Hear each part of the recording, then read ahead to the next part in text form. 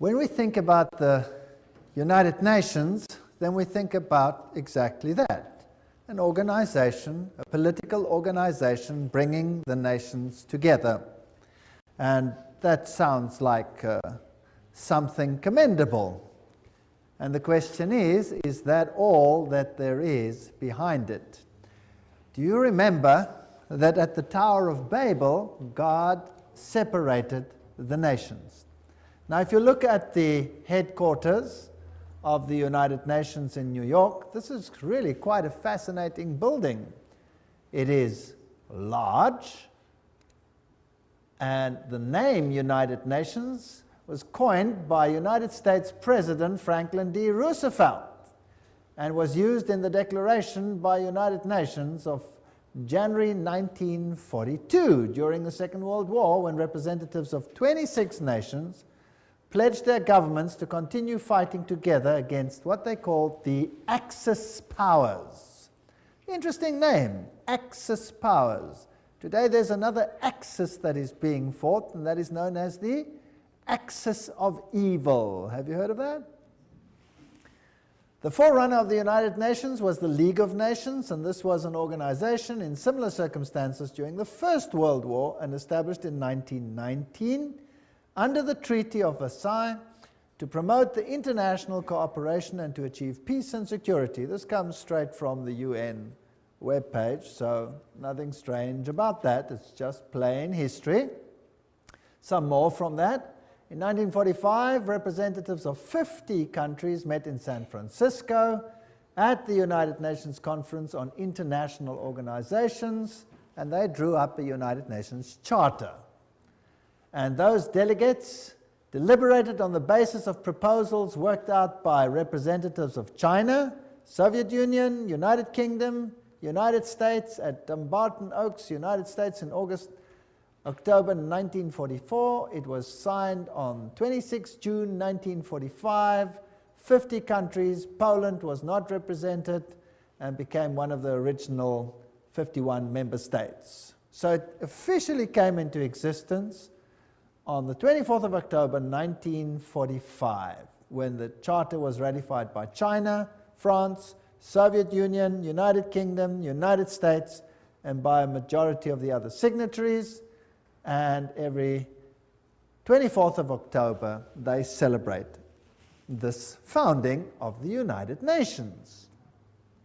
Now, let's have a look at this Charter of the United Nations. This is a very interesting piece of history.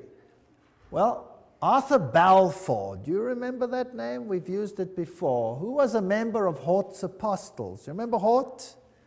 This was the professor that helped to produce the Greek text that changed the emphasis of the Bible and removed many of the aspects of Jesus Christ's power and sovereignty from the Word of God. And the apostles were the secret society that functioned and at that time, and Hort was a member, as well as Arthur Balfour. Hort called this group a Senior Apostles Club, as well as president of the Psychic Research Society, Society for Psychic Research, soon became Prime Minister of England, Arthur Balfour, and instrumental in the First League of Nations. So this Prime Minister was also, of course, active in the writing of the original Charter of the League of Nations, much of which formed the basis for the United Nations. He not only headed the Society for Psychic Research, holding seances at his home, but he initiated a group called the Synthetic Society, whose goal was to create a one-world religion. That's a very interesting point of history. And he invited a certain Frederick Mayers of the Society of Psychic Research to join, and together they created the preamble of all religions, and it includes the dogma, departed spirits can communicate. Obviously, if you belong to such a society, then that is part of the situation. So built in somewhere over there was the wish to bring all religions together. Now let's have a look at some of the historic figures of the United Nations. Alger Hiss, he became the acting Secretary General of the establishment of the United Nations. The April 16, 1945 issue of Time magazine called him one of the State Department's brighter young men. It was Hiss and Joseph E. Johnson, who later became Secretary of the Bilderbergers, so here we have all the secret societies again, who wrote much of the United Nations Charter. So very high Freemasons, Bilderbergers, were responsible for this charter. Now we know what they believe. We've already had a lecture on that, and I would refer people back to that lecture. Patterning it after the Constitution of Russia and the Communist Manifesto. This is very interesting. So the Constitution of the USSR is almost identical to the Constitution of the United Nations, for those who did not know that. And there are all the references. Everything that I say is referenced. I'm just reading. So please, nobody get angry with me. Get angry if you want to with whoever set this thing up. I had nothing to do with it. Remember that I also pointed out in previous lectures who the responsible persons were for trying to bring all the nations together in a unitary government, and then behind the scenes another organizations to bring all the religions together. But this was not the primary or public domain. This was more the secret domain. Winston Churchill, he was the one who was also responsible, of course, after the war in setting up this whole organization.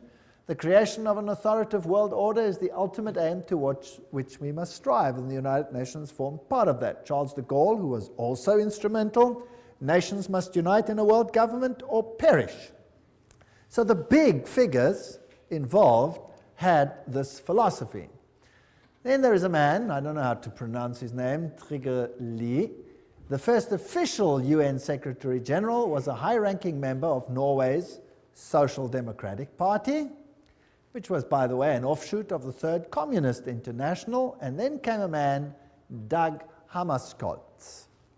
And he was the second Secretary General. He was a Swedish socialist. He openly pushed communist policy. And then came U Thant, the third Secretary General, and he was a Marxist. So here you can see how the philosophy in the beginning was programmed. Now, I would like you to understand that this is not a method to go anti-capitalist, because the United States was a signatory of this charter. So why would the United States actually sign something that was so obviously contrary to their own philosophy? Well, if you remember the Hegelian principle, where two opposing viewpoints are set into the world, and neither of them is really the viewpoint you want to achieve, what you really want to achieve is a synthesis between the two. So what you see actually is you see socialists in the overriding capacity of Secretary Generals, although whether they have Marxist leanings or capitalist leanings at that level doesn't make any difference. The method is just to bring about a synthesis, which is the desired government of all of them. So out of this chaos, you eventually get whatever you want. Now, U Thant, he was, of course, one of the earliest Secretary Generals. He said, "World Federalists hold before us the vision of a unified mankind living in peace under a just world order. The heart of the program, a world under law, is realistic and attainable." Just to remind you of what we have said before. And of course, behind the scenes, always you have the papacy. As you can see in all of these lectures, the papacy always very heavily involved. Here is Pope Paul VI with Secretary General U Thant. Now this man was a Marxist. Or let's rather put it this way. Publicly, he pushed a Marxist agenda. But if he was a true insider, then he had neither agenda, and this was just for an appearance sake, as Hegel also said. So it is not surprising that here we have a handshake with another Secretary General, whose name was Waldheim. Now, what was the agenda, or what was the political view of Waldheim? Anybody know? Anybody want to venture a guess? Became public knowledge, and there was a huge outcry as a result. He was a Nazi. Yes. So you can see the Hegelian philosophy coming out here. There you have Marxism, antithesis. There you have Nazism, thesis, in between, synthesis. So it didn't really matter which of the philosophies they espoused, as long as the end result was the same. Pope Paul VI, by the way, is the first one to introduce this bent cross or broken cross. Let's read about what this means. Pope Paul VI wrote a papal encyclical that called on the nations to abandon sovereignty to form a world government. So the Pope himself was behind this and actually called for such a government. And about this twisted cross, here's the quote for you. Paul VI made use of a sinister symbol used by Satanists in the 6th century that had been revived at the time of Vatican II. This was a bent or broken cross on which was displayed a repulsive and distorted figure of Christ, which the black magicians and sorcerers of the Middle Ages had made use of to represent the biblical term mark of the beast. Interesting quote. Yet not only Paul VI, but his successor, the two John Pauls, carried that object and held it up to be revered by the crowds, who had not the slightest idea that it stood for Antichrist. So that's a quote that's very interesting about the broken cross and what it stands for.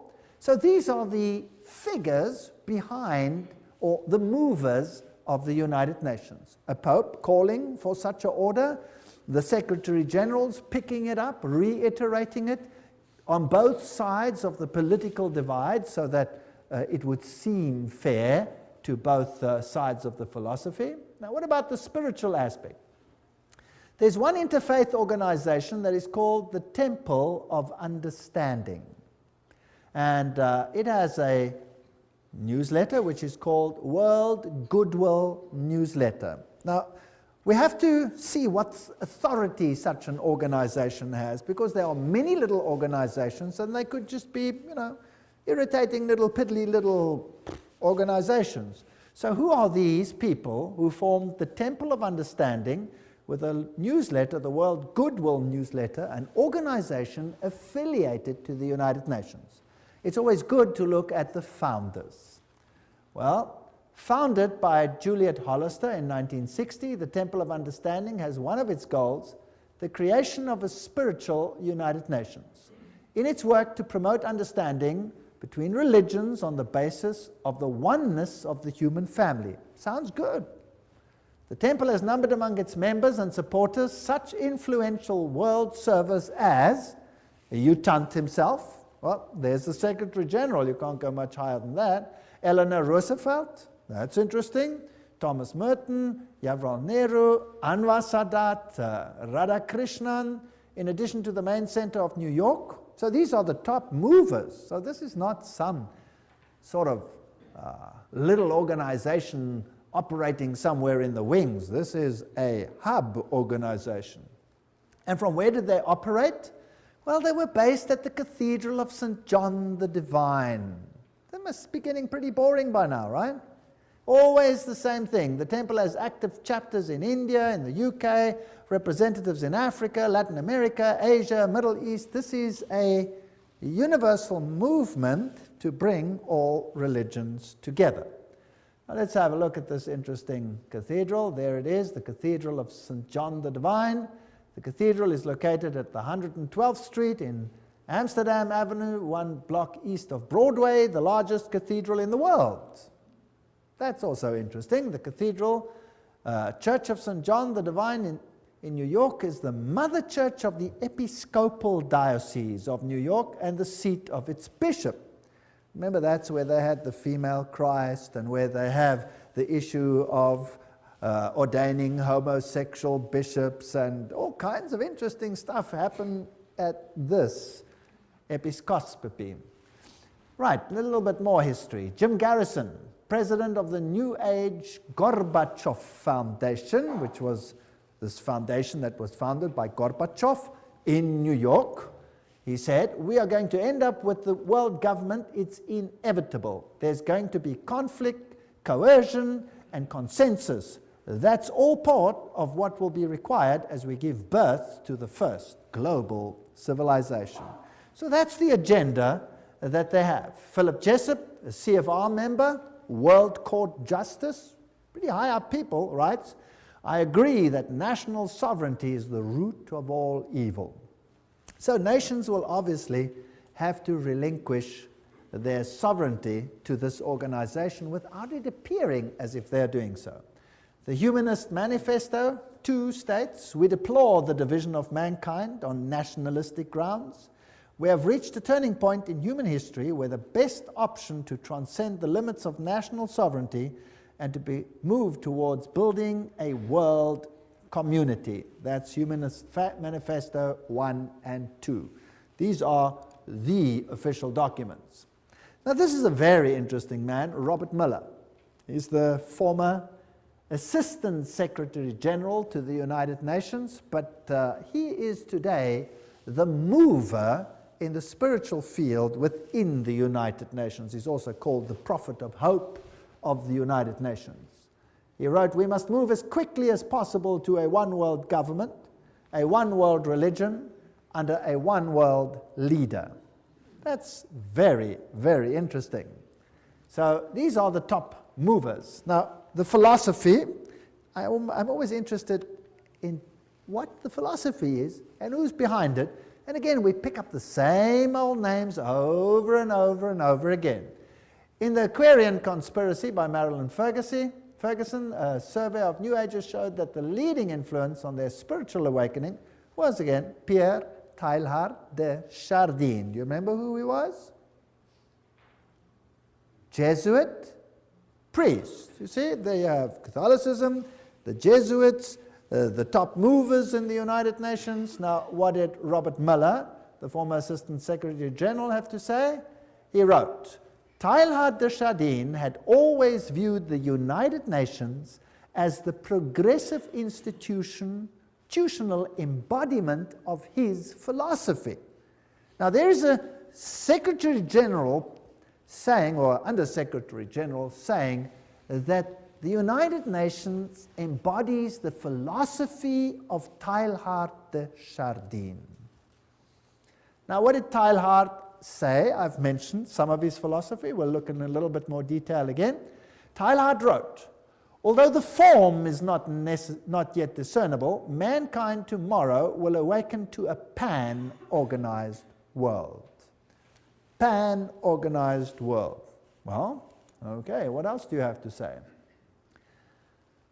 Teilhard de Chardin influenced his companion, Father de Brévry, who inspired colleagues who started a rich process of global and long-term thinking in the United Nations, which affected many nations and people around the world. Robert Mueller says, I have myself been deeply influenced by Teilhard. So the Under-Secretary General of the United Nations, who's today entrusted with the spiritual aspects of the United Nations, plus its education program, says he's influenced by Teilhard de Chardin. And Robert Mueller writes, most of all, they taught me happiness, his work. He says, any Teilhardian will recognize in this the spiritual transcendence which he announced so emphatically as the next step in our evolution. So there's going to be a spiritual transcendence from what appears to be political over to the spiritual. All right, we've already seen in a previous lecture that he was a French Jesuit priest, a eugenist, a Marxist, a pantheist, a evolutionist. He might have even been involved in the Piltdown hoax. He was a humanist and a proponent of a one-world government, and he's the father of the New Age. So he's a very prominent man, seems to have been very busy. He dreamed of humanity merging into God and each realizing his own godhood at the Omega point. This belief has inspired many of the New Age leaders. In fact, Chardin is one of the most frequently quoted writers by leading New Age occultists. That we've had too when we discussed the New Age movement.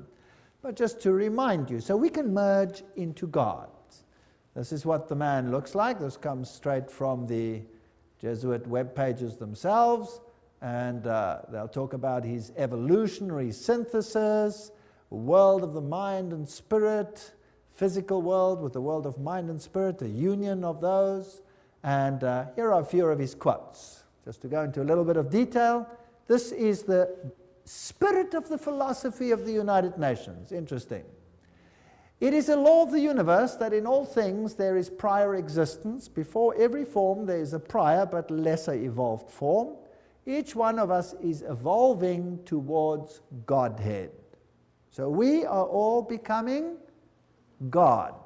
Wonderful philosophy. What I'm proposing to do is to narrow that gap between pantheism and Christianity by bringing out what one might call the Christian soul of pantheism, or the pantheist aspect of Christianity. That's fascinating. So God is in everything. God is not a separate entity. We ourselves are God, or part of God. If you are a pantheist, that's what you believe. I can be saved only by becoming one with the universe. That's pantheism. It's also the philosophy of Buddhism. I believe the Messiah whom we await, whom we all without any doubt await, is the universal Christ, that is to say, the Christ of evolution. Right, that's Teilhard de Chardin's philosophy. Isn't that interesting? So, unfortunately, I cannot agree with one single iota of that philosophy. It's not biblical. In fact, it's blasphemous. A general convergence of religions upon a universal Christ who satisfied them all. That's what Teilhard de Chardin said, Christianity and evolution. This is his quote. His quote. So a convergence of religion that satisfies them all. And he saw the United Nations as the embodiment of this philosophy. That seems to me the only possible conversion of the world and the only form in which a religion of the future can be conceived. That means everybody must come together. Now, how do you get all the religions to come together and to bury the hatchets and their differences? You create a pain of separation, chaos, that exceeds the pain of unity. Is that understandable? That's how you do it. That's Hegelian philosophy. That is Freemason philosophy. So today we're in the pain stage, and the next phase will be unity or inexplicable pain. That's the choice. And mankind will quite readily choose which one? The lesser pain, obviously, to survive. Now let's have a look at all these secretary generals and whether they are actually embodying this philosophy or not. This is Dag Hjalmar Agne Carl Hammarskjöld. He was the Secretary General of the United Nations from 10 April 1953 to 1961. Then he met his death in a plane crash, and he was the fourth son of the Prime Minister of Sweden during the years of World War I. He was the first one. Now, what did he do in the United Nations? Well, one of the first things he did was to produce or create a prayer room. And there it is on the left-hand side. A stone in the middle of the room was placed to tell us we may see it as an altar, empty, not because there is no God, not because it is an altar to an unknown God, but because it is dedicated to the God whom man worships under many names and many forms. Very interesting. So there is this prayer room with only this stone altar, which is built to be shaped like a rectangle, if you like, which has certain interesting meanings, and the whole building, the whole room, has the shape of a trapezoid. Now, what does that mean? Well, there's also an all-seeing eye, and that symbol that we see over here amongst the Hittites is also the symbol, if you look carefully, of the United Nations, which has the laurel wreath and which has the face up there, which is just replaced with the earth. Now, perhaps the best way to comprehend what the all-seeing eye represents is to examine the architecture of the meditation room of the United Nations building in New York. The meditation room is shaped as a pyramid, a trapezoid. Without the capstone, inside the room is dimly lit, but coming from the ceiling is a narrow but concentrated pinpoint beam of light which radiates down to a bleak stone altar. On the wall straight ahead is a breathtaking modernistic mural that is dynamically endowed with occult symbolism. Containing 27 triangles and various configurations, a mixture of black and white and colored background and a snake-like vertical line. At the center is the all-seeing eye, which grips the millions of annual UN visitors with its stark, beckoning image of suspicion and omnipresence. This is the quote from Tex Mars. And some more quotes. The meditation room faces north-northeast. To enter the room, one must proceed from darkness into light. Indeed, the middle order of the Satanic Brotherhood is called the Order of the Trapezoid. That's very interesting.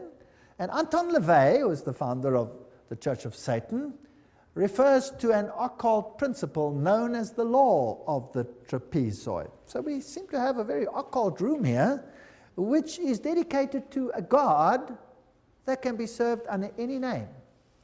The one that I know has one name. One name.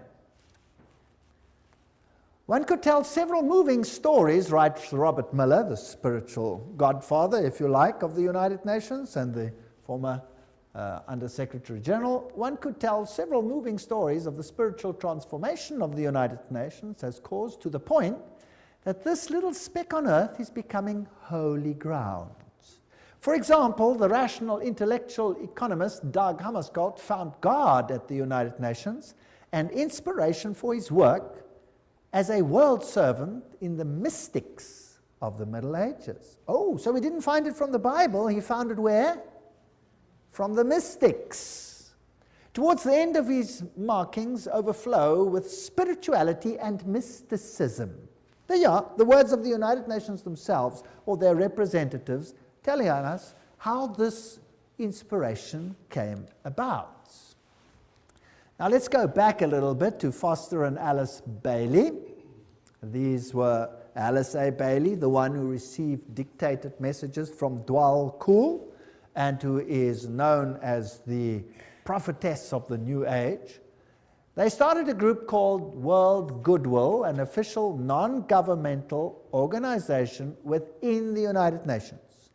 The stated aim of this group is to cooperate in the world of preparation for the reappearance of the Christ.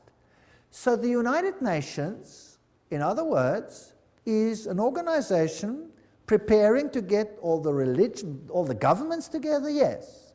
But that is just on a political level. The agenda behind it is to bring all the religions together and to prepare it for the coming of Christ. Which Christ?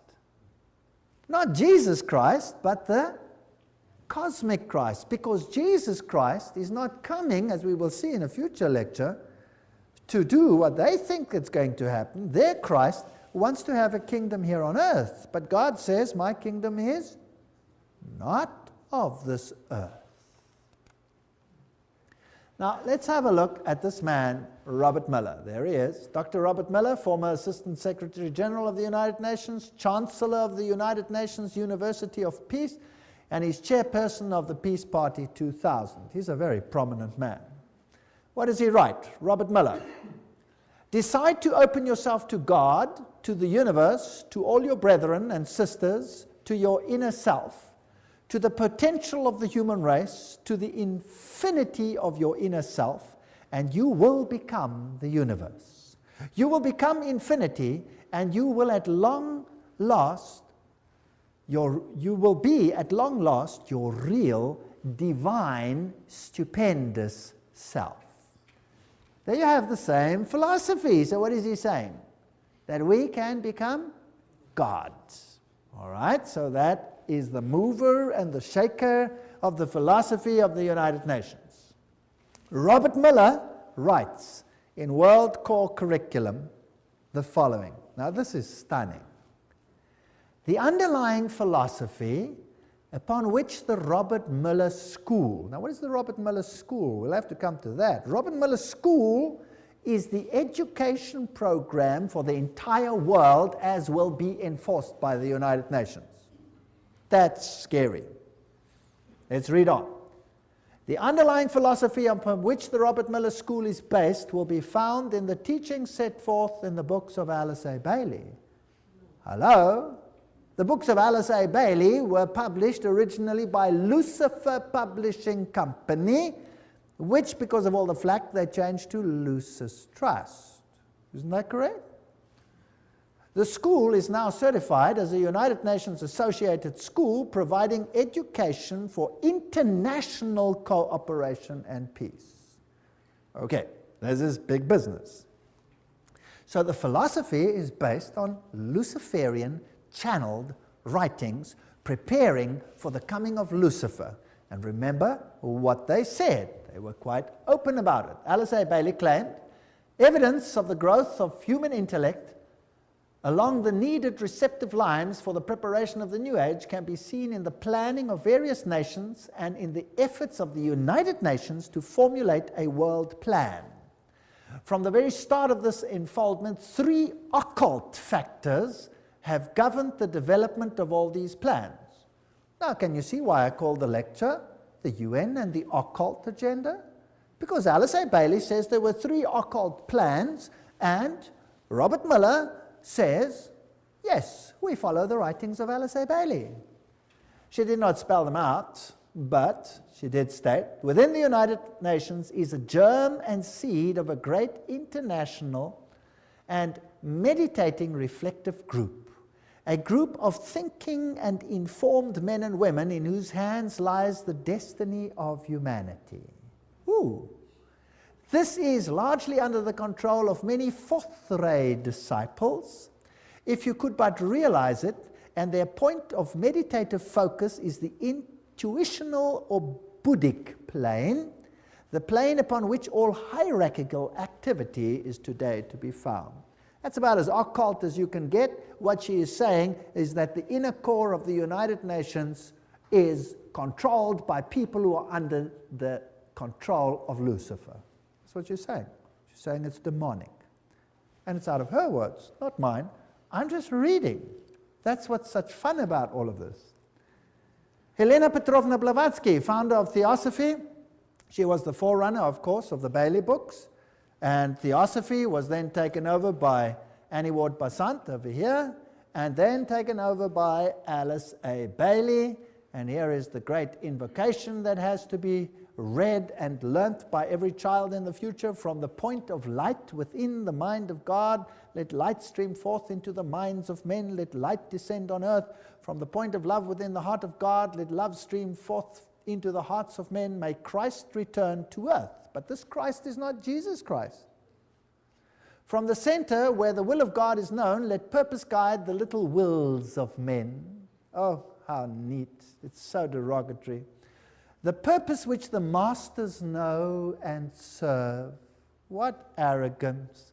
From the center which we call the race of men, let the plan of love and light work out, and may it seal the door where evil dwells. This is interesting. Which door is to be sealed where evil dwells? Well, if you know occult science, you'll know that they call light darkness and darkness light, and they say that Jesus is the evil one. We read all those quotes when we did the lecture on that issue. May it seal the door where evil dwells. Let light and love and power restore the plan on earth. Restore what plan? Restore whose plan? And who made it so that it is not restored? Well, who separated the nations? God separated the nations. What is the focus of the United Nations to? Unite the nations. So they want to restore that which the, in inverted commas, evil one happened to mess up with one brilliant move of confusing the languages. Well, just goes to show, one word of God and he's confused for 4,500 years. Who's really in control here? Well, here's Annie Besant in her 33-degree Freemason regalia. Co-Masonry, you'll remember we dealt with this issue. The Theosophy textbook teaches immortality, reincarnation, the deity of man. Statements by this Dwalkul, who also inspired Alice A. Bailey. He talks about Alice A. Bailey, know me still by another name and office, AAB. Alice A. Bailey knows who I am and recognizes me by two of my names. Now that's interesting because there are two names, and we will see the two names in a future lecture, what the names are, and then it gets very interesting. This is a detective story. It's a very exciting one. Well, the Bible says that they are spirits of demons, working miracles which go forth to the kings of the earth and to the whole world to gather them to the battle of that great day of God Almighty. Revelation 16:14. Remember that? Helena Petrovna Blavatsky, the founder of this movement, of which Alice A. Bailey became the high priestess, if you like, said Lucifer represents life, thought, progress, civilization, liberty, independence. Lucifer is the Logos, the serpent, the Savior. It is Satan who is the God of our planet and the only one. Then she talks about the Virgin, who is Satan and Lucifer at the same time, and the Holy Ghost, all wrapped in one. So whether you call him Isis or whether you call him Osiris, doesn't matter. Whether you call him Baal and Ashtoreth, doesn't matter. Two names. He always comes under two names, two principles. Alice A. Bailey, she succeeded Besant as leader of Theosophy. Her husband was a 32-degree Freemason and also, of course, part of Co-Masonry. There she is, priestess and prophetess of the New Age movement, who received these messages from this spirit entity, which has to be a demon, Dwalkul. Her writings, as we have said, are one of two women to be one of the most prolific writers of modern times. Her main aim, the problems of humanity, getting all humanity together again, and preparing the world for the coming of Christ. And we have read this quote already, I dedicate myself anew to the service of the coming one. One is an acronym in the occult for Lucifer, and will do all I can to prepare men's minds and hearts for that event. I have no other life intention. She writes, the Tibetan, this is now this Dwalkul, has asked me to make clear that when he is speaking of the Christ, he's referring to his official name as head of the hierarchy. The Christ works for all men irrespective of their faith. He does not belong to the Christian world any more than to the Buddhist or Mohammedan or any other faith. There is no need for any man to join the Christian church in order to be affiliated with Christ. So obviously it's not Christianity. The requirements are to love your fellow men, lead a disciplined life, recognize the divinity in all faiths and all beings, and rule your daily life with love. Love, love, love, love, love, until it drips. That's the modern gospel. You're never allowed to warn anyone. You're never allowed to talk about sin. You're never allowed to talk about salvation. You're never allowed to point to Jesus Christ as the only Savior. That's contrary to the law of love. Isn't that sick? If you love someone, don't you warn them of the hazards and the problems ahead? First of all, he will come to a world which is essentially one world, Alice A. Bailey wrote. So it doesn't even have to be a fully united world. The major effect of his appearance will surely be to demonstrate in every land the effect of a spirit of inclusiveness. Now, I want you to ponder this. This is very important. So his main aim will be to develop a spirit of inclusiveness, and inclusiveness which will be channeled or expressed through him. So his spirit will work to bring this about. All who seek right human relations will be gathered automatically to him. So not all who seek Jesus Christ, no, all who seek right human relations. Can you see the emphasis to mankind again? All who seek these will automatically be gathered to him, whether they are in one of the great world religions or not. So we need a spirit of inclusiveness. But let's continue. All who see no true or basic difference between religion and religion, or between man and man, or nation and nation, will rally around him. Have you got that? So if I see no difference between Christianity and Buddhism, and I see no difference between Hinduism and Christianity, I will rally around him. If I see no difference between the nations, I will rally around him.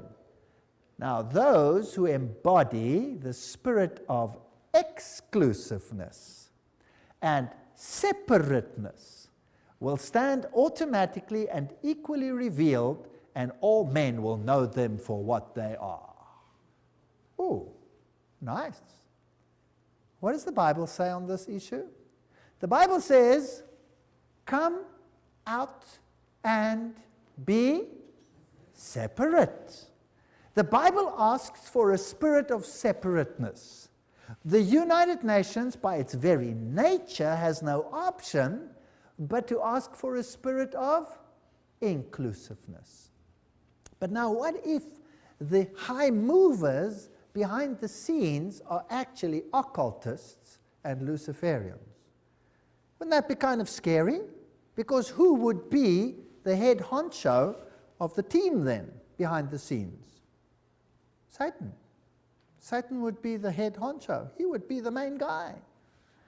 Now the trouble is, this difference. Those who say come out and be separate, they're going to be in trouble. Those who say, well, let's be inclusive, they'll be okay. The reply comes with clarity. He will come unfailingly when a measure of peace has been restored. We don't have to have world peace, just a measure of peace. Alice A. Bailey continues, the major required preparation for the coming of the Christ is a world at peace. However, that peace must be based on an educated goodwill, which will lead inevitably to right human relations, and therefore to the establishments on lines of light between nation and nation, religion and religion, group and group, man and man. So the only way we're going to have this community is by putting everybody into the melting pot and becoming one. That means giving up your differences. Discover the members of the new group of world service whenever possible and strengthen their hands. Look for them in every nation and expressing many lines of thoughts and points of view. Remember always that in doctrine and dogma and in techniques and methods they may differ widely from you, but in love for their fellow man, that has become the religion of the new world. Not love for God, love for the fellow man. In practical goodwill and in devotion to the establishment of right human relations, they stand with you. They are your equals and can probably teach you much. So forget all about the religious differences. Promote ceaselessly the work of world goodwill so that every nation may have its own group of men and women dedicated to the establishment of right human relationships. The whole power has to shift to man rather than to God. It is on the foundation of this teaching that Christ will raise the superstructure of the brotherhood of man for right human relations on expression of the love of God. And this is all we hear in the sermonizing of the New World. What is important is right human relations. What is important is that we accept one another as we are. And it goes on and on and on and on. But faithfulness to God, biblical principles, no, they have to be given up. Share International says, but the day will dawn when the vision of the United Nations will save the world, and when the reality of the United Nations starts bearing fruit, then the breath of immortality will be a living reality on earth. And there is the spiritual leader of or the present priest, if you like, in the United Nations, the Hindu Sri Chinmoy. He says the United Nations is the way to oneness that leads to the supreme oneness, capitalized. It is like a river flowing towards the source, the ultimate source. And the United Nations becomes for us the answer to world suffering, world darkness, world ignorance. The inner vision of the United Nations is the gift supreme. And this will be realized no matter how many years it takes. The Dalai Lama says in the sphere of international relations, the sense of greater shared responsibility is particularly needed. Today, when the world is becoming increasingly interdependent, the dangers of irresponsible behavior have dramatically increased. Unless we realize that we now are part of one big human family, we cannot hope to bring about peace and happiness. So all the world leaders are saying these things. And the United Nations, with its symbolism of this ancient laurel wreath around a globe, is nothing other than the emulation of an old pagan ideal, which Lucifer once more wants to realize in the world that we live in today.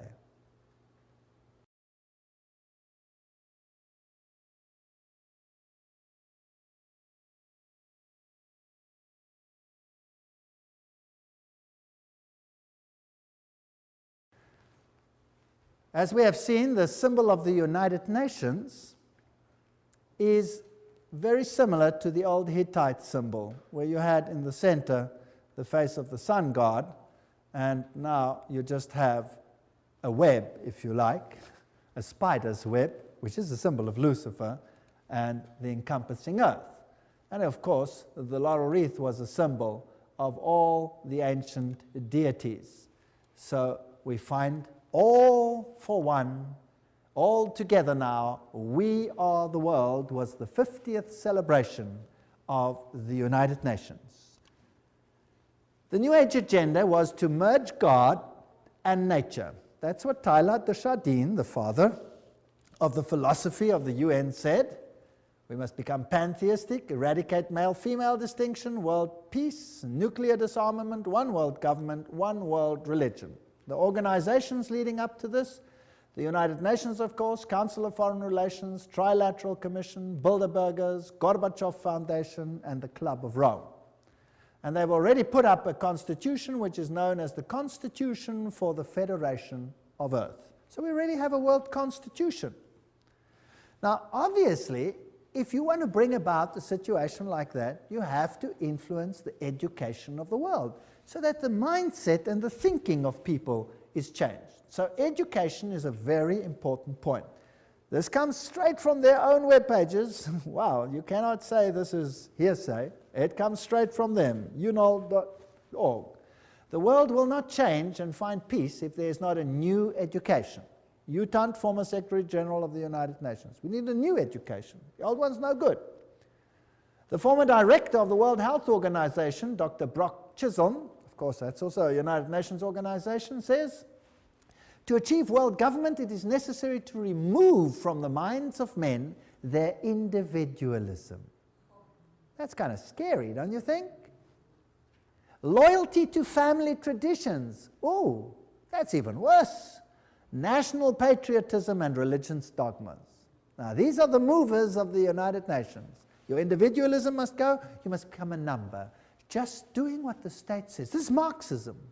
The state is supreme and you are nothing but the catechumen, a goyim, or nothing. And you must give up your individuality. Did you know that Christ created us all free agents? Every single one of us?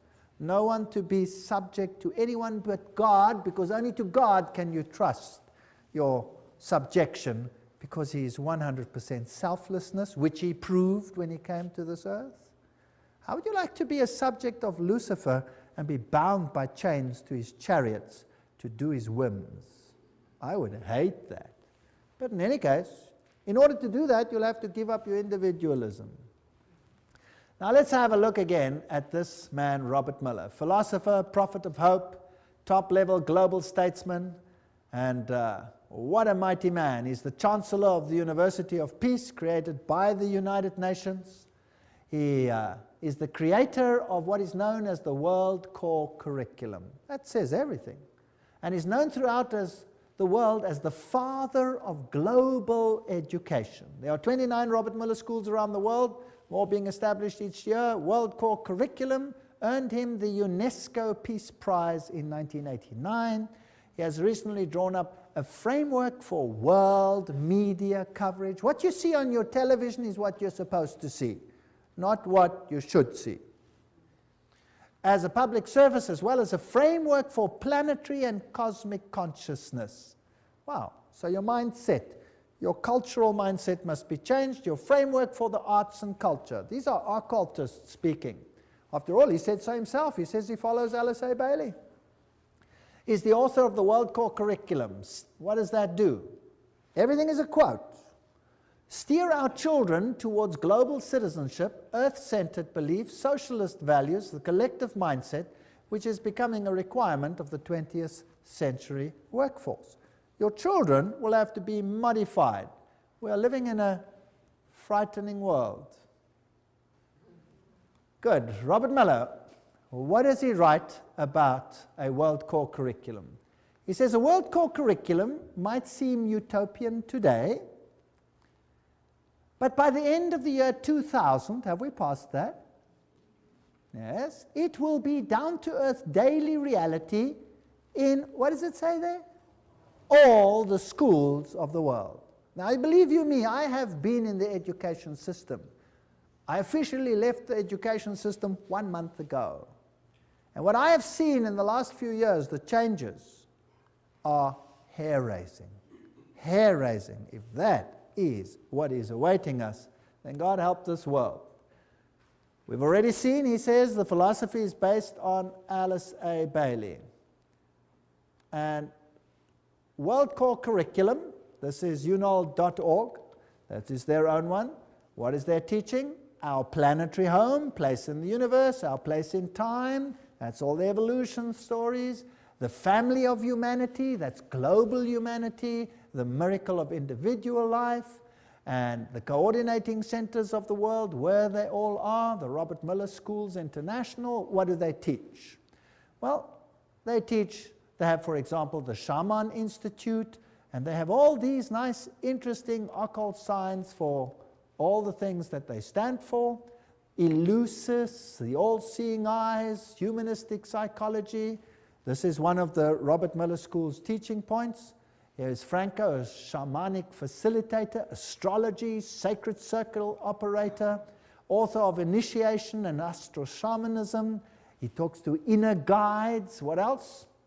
He says the workshop offers practical tools for journeying into ecstatic dimensions, beyond conventional time. He says the program includes shamanic journeys, drumming, ceremonial sharing, soul retrieving, connection with guides and spirits. This is spiritism of the worst kind. This is forbidden in the Bible. No wonder the Bible is not part of this organization's book. Robert Miller says, at the world level, the UN has adopted a world economic development strategy. Food, agriculture, there's a world food plan, a world health plan, a world literacy plan, a world employment plan, a world industry plan. They've got every single detail of our lives sewn up. Now, another organization that's very important is UNESCO. And let's just look at UNESCO. It's a sub-organization of the United Nations. Julian Huxley is the former director of UNESCO. He was Humanist of the Year. He's a theistic philosopher, member of the Communistic Colonial Bureau of British Fabian Society, and signer of the Humanist Manifesto too. That's not a very good recommendation as far as I'm concerned.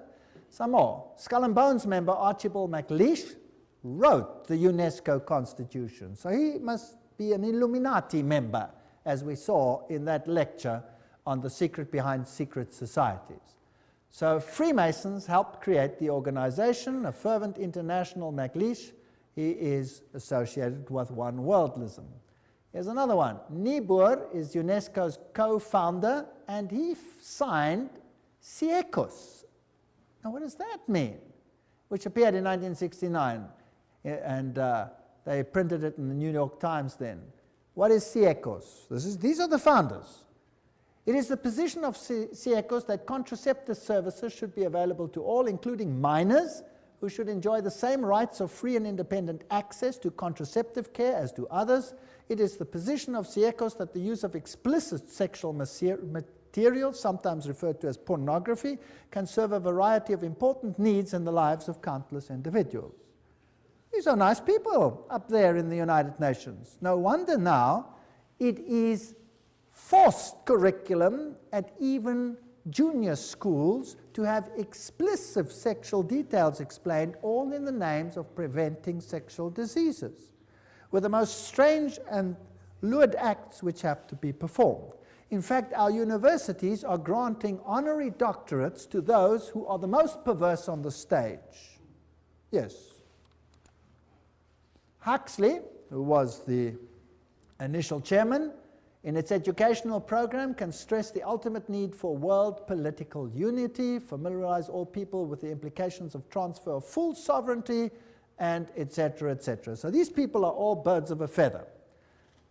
UNESCO explains, if UNESCO is attacked on the grounds that it is helping to prepare the world's people for world government, then it is an error to burst forth with apologetic statements and denials. Let us face it, the job of UNESCO is to help create and promote the elements of world citizenship. When faced with such a charge, let us by all means affirm it from the housetops.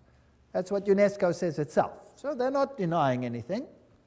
Under Huxley's guidance, they prepared a guidebook for teachers. Now, I would like the parents to take a note. Everybody with little children, or have children with little children, take note. What is the United Nations Guidebook for Teachers? It says, reminds them that the destruction of a child's love of country and patriotism is the first step in educating that child for world citizenship. Now let's have a look at what the guidebook contains. Volume 5, page, on the opening page. In the classroom with children under 13 years of age, before the child enters school, his mind has already been profoundly marked, often injuriously by earlier influences, first gained, however dimly, in the home. Oh, that's interesting. So this must be changed. Who's putting these thoughts into the minds of children then? The parents. That must be changed. So UNESCO's aim is to change the mindset of your children, to turn it against any values that the parents might instill in the mind of that child. Isn't that breaking the fifth commandment, yes or no? Honor your father and your mother that you may have a long life. Isn't this breaking the fifth commandment? I think it is. On page 8, the teacher is told, the kindergarten or infant school has a significant part to play in the child's education. Not only can it correct many of the errors of home training, but can also prepare the child for membership at about age 7 in a group of his own age and habits, the first of many such social identifications that he must achieve on his way to membership in a world society. Aha, the kindergarten. So now, the governments of the world are saying, you must send your kids to school earlier. Did you know that? That the governments are beginning to say that? And England now passed a rule when? This year. This very year. Guess when kids go to school from this year onwards in England? Age 3. Yes, age 3. You have to send them to preschool. That's nice, and the mothers love it because they don't have to take care of the kids. But who's controlling the mindset of the kids? And who's behind it? Occultists. Page 58 of the guidebook to teachers says, as we have pointed out, it is frequently the family that infects the child with extreme nationalism. The school should therefore use the means described earlier to combat family attitudes. Now, nationalism is not their ultimate game. What is their real game? Religion. Religion. Volume 5, page 11. In our view, history and geography should be taught at this age at a universal history and geography. The study of history raises problems of value which are better postponed until the pupil is freed from nationalist prejudice, which is present surrounds the teaching of history. So the whole mindset of the child must be changed in the teaching program, and this is UNESCO's aim. Not a very, well, noble aim, I don't think, because the authority of religion and parents, especially Christian religion, will be undermined. Now another organization comes in, this is called the Finhorn organization, and they promote ecological health and prosperity. Have you heard much about ecology in the world today? Yes. Now again, we have to find the links. You always have to do some detective work. Because Francis, this is Francis of Assisi, connected with nature, Pope John Paul II named him the patron saint of ecology. Now, St. Francis was the roommate of Ignatius Loyola, the Jesuit founder, just for interest's sake. It is on St. Francis Day that thousands of people flock to St. John the Divine, oh, how boring, Cathedral for the blessing of the beasts. Also, occultist Robert Miller, that's now the Under-Secretary General of the United Nations, former one, informs us that Francis has been declared patron saint of the United Nations. The Pope does it, United Nations follows. Who's really in control? The Pope. And there he is. If you want to, you can pray to him. If you don't want to, you can ignore it. The UN Secretary General U Thant formed the organization Planetary Citizens with New Age activist Donald Keyes. Now we're getting the links. There's the top man, the United Nations, with Donald Keyes. Planetary Citizen is now a global government organization within the UN specifically devoted to preparing people for the coming of a new culture. Now, let's go on with Donald Keyes. He's together with U Thant. Donald Keyes has been actively involved in Finhorn. Have you got the link? United Nations, Secretary General U Thant, Donald Keyes, Finhorn. In Scotland and writes regularly for its magazine One Earth. Keyes wrote, "The New Age groups are focusing on entering a new stage, a world-related stage. They are becoming mature enough to begin to shoulder some of the load of humanity's burdens. The spread of New Age values as unifying yeast in the human loaf may be the critical ingredient for successful emergence from the 1980s onwards." Now let's see what Finhorn is all about. Here we go. Their logo is the flame of Lucifer. They use occult symbols, they use the lotus flower, they talk about divinely ordinary, divinely human. So what are they saying? We're God, and God spoke to me. Now who's that God that speaks to them? Well, let's ask their spokesman. This is David Spangler. There's one of his books, Parent as Mystic, Mystic as Parent. So this is what your education is going to do to your kids. Do you know that? David Spangler, co-director, spokesperson for Finhorn community in northern Scotland. That's what he looks like today. Let's see what he says. He writes in the Reflections of Christ, "The true light of Lucifer cannot be seen through sorrow, through darkness, through the rejection. The true light of this great being can only be recognized when one's own eyes can see with the light of the Christ, the light of the inner sun. Lucifer works within each one of us to bring us to wholeness. And as we move into the new age, which is the age of man's wholeness," they love that word, wholeness, "each of us in some way is brought to the point which are termed Luciferic initiation, the particular doorway through which the individual must pass if he is to come fully into the presence of his light and wholeness. Lucifer comes to give us the final gift of wholeness." So who are these people actually worshipping? Lucifer, directly. Lucifer prepares man in all ways for the experience of Christhood. Oh, we become Christ. And Christ prepares man for the experience of God. But the light that reveals to us the presence of the Christ, the light that reveals to us the path of Christ, comes from Lucifer. He is the light giver. He is aptly named the morning star because it is his light that heralds for man the dawn of a greater consciousness. David Spangler. There he says it, straight out. David Spangler writes, "We can take all the scriptures and all the teachings and all the tablets and all the laws and all the marshmallows and have a jolly good bonfire and marshmallow roast because that is all they are worth." Okay.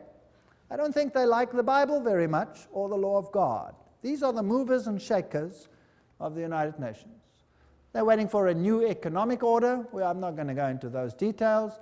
We affirm that the economy of all nations is a seamless web. They want to join it together, and a new international economic order. That's World Goodwill Commentary, all there by itself. "We, the members of the United Nations, solemnly proclaim our united determination to work urgently for the establishment of a new economic international order.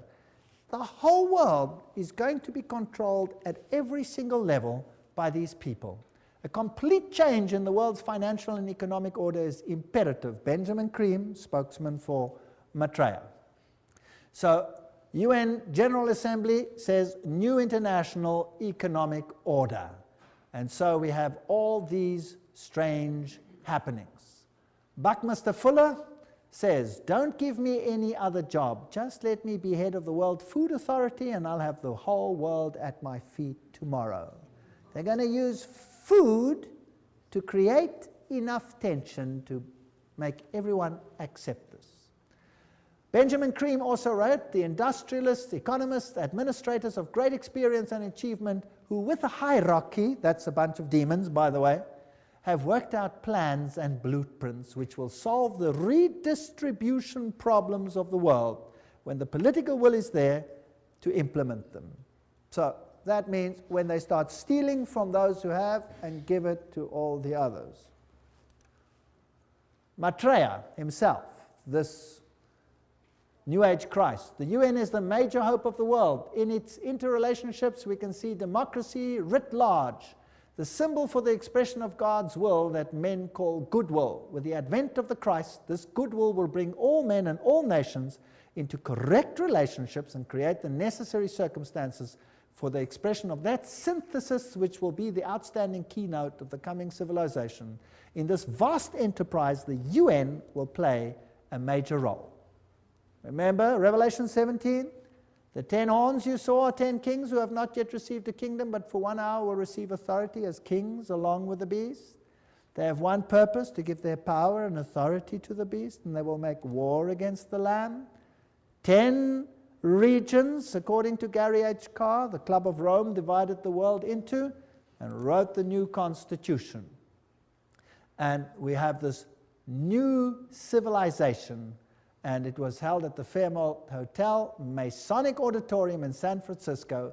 Conference document says, we are experiencing the birth of a first global civilization, a historic, timely global initiative, 1995. And there it was, and they were ready for it. CIA, NATO, MI5, CRI, all of these have occult symbols in them, which we don't have to go into details. The Trilateral Commission, the 666, the 666 is in the Federal Reserve. SSS, that was the original 6th letter of the Greek alphabet. F is the 6th letter of our alphabet. This all spells 666. Now, what about these world religions? Now, this is the crux of the matter. And if we can concentrate on this issue tonight, this will be the hub of what is going to happen. Was it not inevitable that the UN would sooner or later also acquire a spiritual dimension? That's what Robert Miller says, the big man behind world education, world media, University of Peace, all of these things. Robert Miller writes, there's a famous poster which shows Christ knocking at the tall United Nations building, wanting to enter it. I often visualize in my mind another, even more accurate painting, that of a United Nations, which would be the body of Christ. Interesting. Doesn't Christ say, my kingdom is not of this world? So this is another kingdom, and this Christ is definitely not Jesus Christ. He then refers to Pope John Paul said that we are stone cutters and artisans of a cathedral which we might never see in its finished beauty. This is Masonic language that Pope John Paul II is talking about. The tapestry of its work encompasses the total condition of humankind on this planet. All this is part of one of the most prodigious pages of evolution. It will require the detachment and objectivity of future historians to appraise fully what happened in the last third of our century and to understand the real significance of what the United Nations was. No human force will ever be able to destroy the United Nations. Very interesting. For the United Nations is not a mere building or a mere idea. It is not a man-made creation.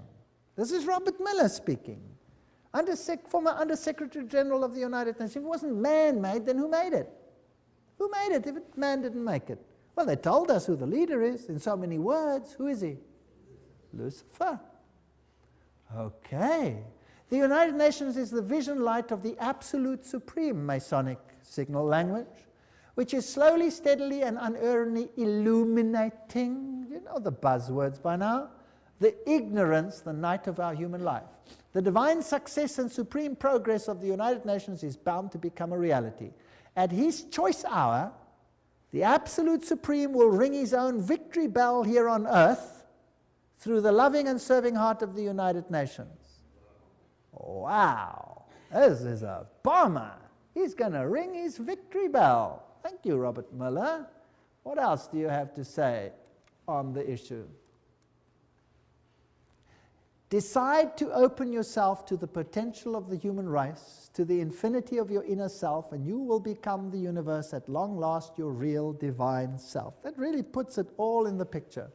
I'm more and more drawn to some of the very simple but extremely important teachings of the Christ and of all the great prophets and visionaries. I'm increasingly convinced that what they foresaw is the beginning to become a reality on the planet, and that humanity is transcending or metamorphosing itself into what those great dreamers and visionaries and prophets envisioned. We're changing.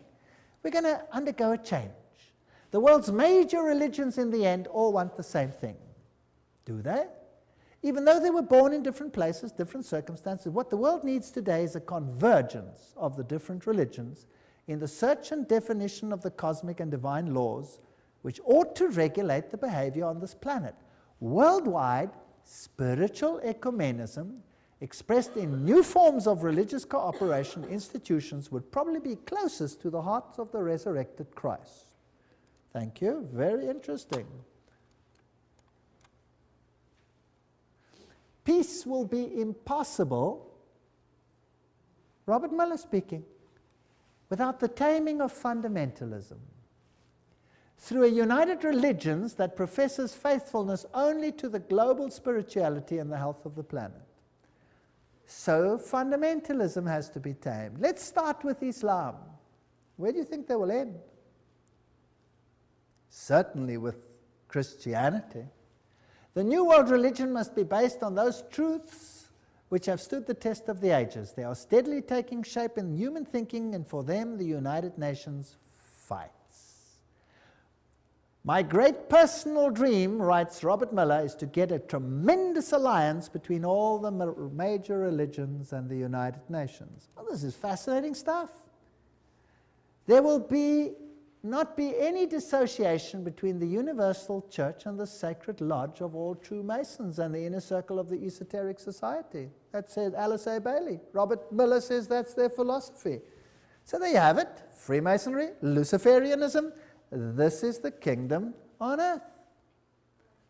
June 1995, an Interfaith Summit conference was held in San Francisco for the purpose of uniting the world's religions into a global organization, the United Religions Organizations, called UR.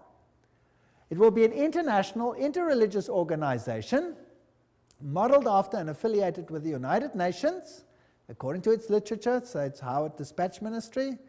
The URO launched its written charter in June 1997. The institution should be fully in place by June 2000, globally operational by June 2005. How far is that off? Oh, that's just around the corner. I get excited. Cooperating closely with the UN and its organizations to complement the UN's political, diplomatic, etc. The Interfaith Conference, Anglican Bishop William E. Swing issued the challenge for a new global civilization. He said, "We stand on the threshold of a new world order that may be defined either by an increasing polarization that fuels a spiral of escalating conflict and violence, or by growing global cooperation that calls the human race to work across national, ethnic, and religious boundaries to serve a larger global good." See where we're heading? Robert Miller, and this is very exciting, Dispatch magazine. Do not worry if not all religions will join the United Religions Organization. Many nations did not join the UN at the beginning, but later regretted it and made every effort to join. It was the same with the European community. It will be the case with the world's religions, because whoever stays out or aloof will sooner or later regret it. Wow. Now, that's fascinating. Where are we going? Sooner or later regret it. This man over here is Joseph Reed. He's the Under-Secretary General of the United Nations currently. And here he's speaking at a huge convention of Seventh-day Adventists. And he's going to tell them exactly who is going to be in control. Let's listen to him. I make this appeal because the United Nations is also your organization, our world organization, your United Nations. Delegates, please remember, the United Nations is the only machinery we have for collective cooperation among all nations. It is the only worldwide institution for furthering development. The United Nations is the only universal mechanism for protecting human rights. The United Nations is the only shared framework for strengthening international law. Delegates, the United Nations is not one of the luxuries of international life.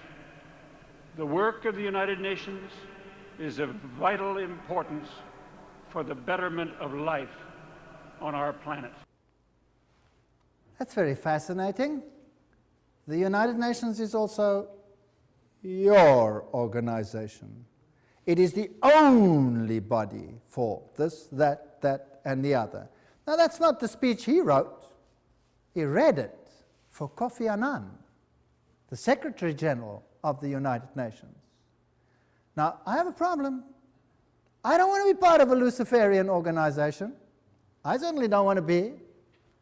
That's just me, personally. The mystical tradition in the mainline denominations easily interact with those of the heathen religions of the world. Meditation practices, visualization techniques, breathing exercises are now being used to tap into spiritual realm, and such religious leaders as the Pope and the Dalai Lama are very much on the same plane. Discernment Newsletter, 1996. A religion to fit everyone. Goals of this one world religion, world goodwill, remember this is all UN-affiliated organizations, founded by the very highest level of people. The churches and the world religions should indicate the unity within all facets of truth, which will provide a universal platform, one to which all men everywhere could give allegiance. Such a platform should include the truth that all men are divine. Thank you. Can we do that? Yes or no? I hope not. The truth that evolution governs the growth of the human being. I don't believe in that either. Each individual is a god. All men are divine, and the belief in evolution, the fact of immortality and of eternal persistence, reincarnation, arising from man's essential divinity.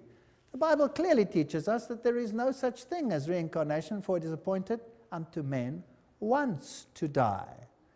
These are all taken from direct quotes.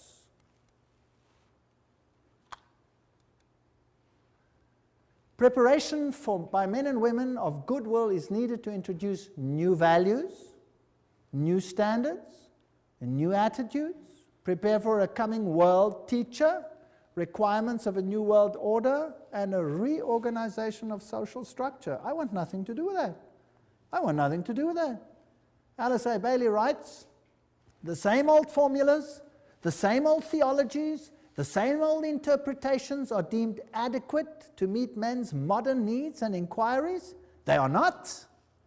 The church today is the tomb of the Christ, and the stone of theology has been rolled to the door of the sepulchre. Oh, Jesus and his theology, goodbye, goodbye. She writes, the day is dawning when all the religions will be regarded as emanating from one great spiritual source. All will be seen as unitedly providing one root out of which the universal world religion will inevitably emerge. Then there will be neither Christian nor heathen, neither Jew nor Gentile, but simply one great body of believers gathered out of all the current religions. That sounds nice. But whose religion will it be? They will accept the same truths not as theological concepts, but as essential to spiritual living. They will stand together on the same platform of brotherhood and of human relations. They will recognize Divine sonship will seek unitedly to cooperate with the divine plans. Such a world religion is no idle dream, but something which is definitely forming today. World Goodwill Letter, 1993, quoting it. These are United Nations organizations. So obviously, the world is going to move towards this unified platform, and there will be some who propagate a spirit of separateness. Is that correct? Can we see that emerging? And then there will be conflict. And Robert Miller says that those who do not want to go along with this will sooner or later come to regret it. So obviously we're heading for a clash. Thus the expressed aims and efforts of the United Nations will be eventually brought to function, and a new church of God gathered out of all the religions and spiritual groups. Wow. A new church of God. I don't want to be part of that new church of God. I find it nauseating. Miller also said, we must hope also that the Pope will come before the year 2000 to the United Nations, speak for all the religions and spiritualities on this planet, and give the world the religious view of how the third millennium should be a spiritual millennium, a millennium which will see the integration and harmony of humanity. Who must be the spokesman for this new world religion? The Pope.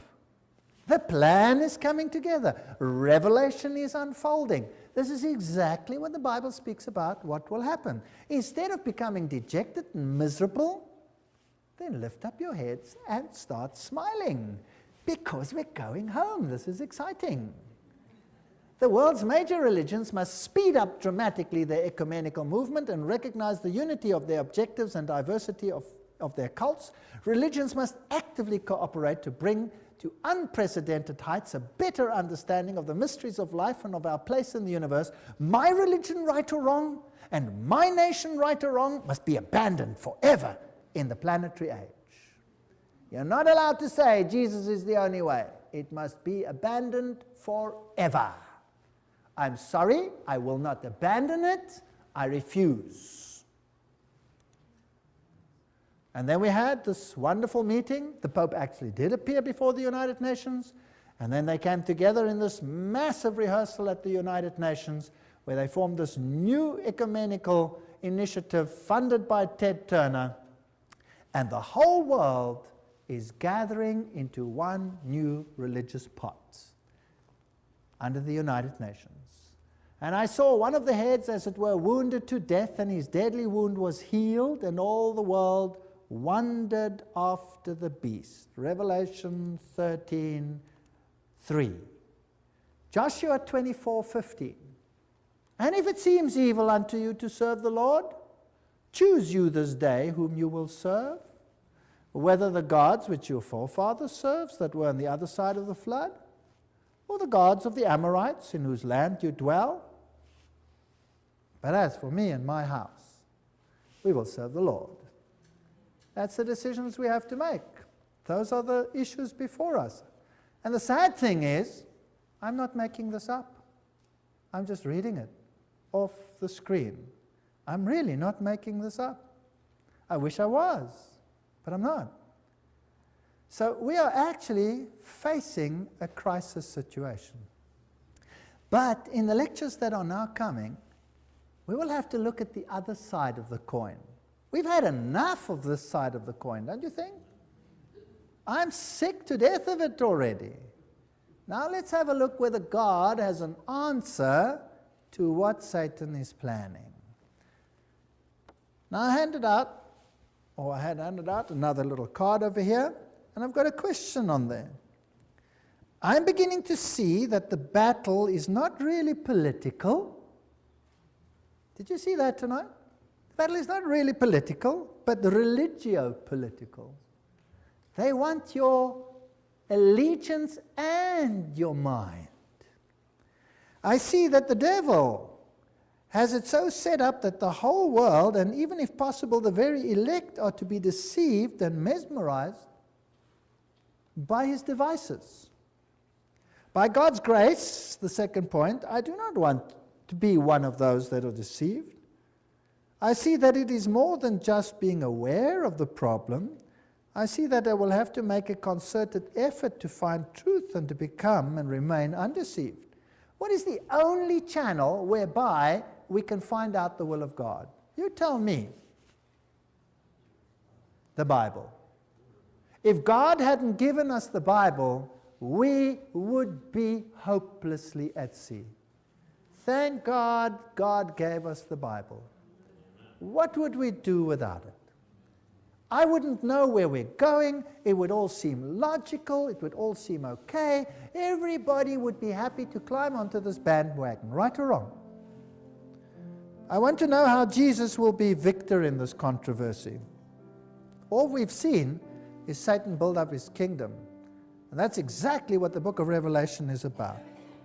I'm interested in learning more and to plan to attend the next lectures, because this is where the counter plan of God will start to be discussed. We're now going to go back to the Bible, and we're going to find out what God has in store for us. But if I could just be so daring as to ask, just show me your hands if you want to. Who sees that Jesus is being eradicated from the world plan? Who sees it? Wow, so there's a total onslaught on Jesus Christ. And we are just caught in the battle. Isn't that right? We're just caught in the battle. So what hope have we got of changing the status quo? None. None. If you think you can change this, forget it. We have no hope. Who is our only hope? Jesus Christ. He is our only hope. Without him, we are nothing. And that's why I can stand here today, because I know there's nothing I can do, but he can do something. He's even made it possible for me to stand here and speak to you. Isn't that great? All things are possible. Do you know that I've given these lectures in a Masonic hall?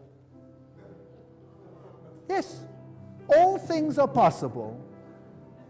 Absolutely amazing.